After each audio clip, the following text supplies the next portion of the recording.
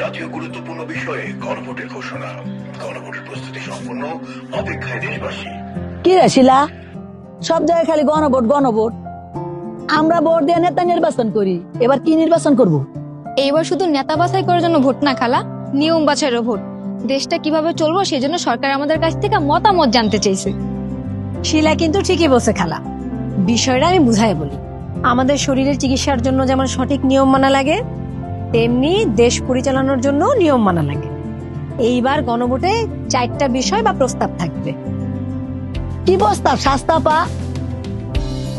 প্রথমটা হলো নির্বাচনকালীন সরকার ও সাংবিধানিক প্রতিষ্ঠান কেমনে হইব।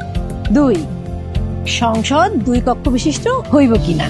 3, নারীর প্রতিনিধিত্ব বৃদ্ধি সহ রাষ্ট্র ও সংসদ সংস্কারে 30টি বিষয় ঐক্যমত বাস্তবায়ন। আর 4, দলগুলার অন্যান্য সংস্কার প্রস্তাব বাস্তবায়ন করা হইব কিনা। গোলাপি রঙের ব্যালট পেপারে এই 4টা বিষয় লেখা থাকবে। আপনারা পইরা বুইজা যদি এই বিষয়গুলোর সাথে একমত থাকেন তাহলে হ্যার ঘরে সিল দিবেন, আর যদি এই বিষয়গুলোর সাথে অমত থাকেন তাহলে নার ঘরে সিল দিবেন। ও মা, তাহলে তো এটা অনেক বড় কাজ।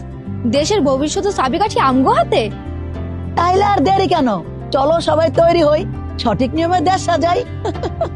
গণভোটে ভোট দেই, দেশ গঠনে অংশ নেই।